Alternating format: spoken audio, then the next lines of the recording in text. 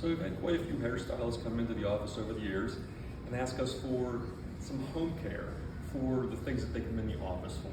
There are three things I'd like to show you today. Two of them are postural, one of them is functional. So from a postural standpoint, what we want to do is take people from this posture when they're working on someone's hair to this posture right here. The easiest way to do that is to find something like a bench or like a Swiss ball, a gymnast ball. I'm going to lean over it just like this, arms out. You stay there for about 30 to 45 seconds. Whenever that time period is up, grab your head, come back up to neutral, and sit back up. What you're going to do is feel stretching in the fronts of the shoulders and the neck. It's exactly what you want to feel because that's what we're stretching.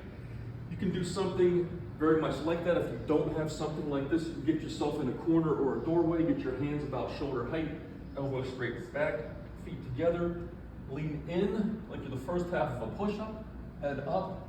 As you can see, what we're trying to do is open up the shoulder girdle by pulling the shoulders back, almost like you're trying to touch the shoulder blades together. You're going to hold that position for about 45 seconds to a minute.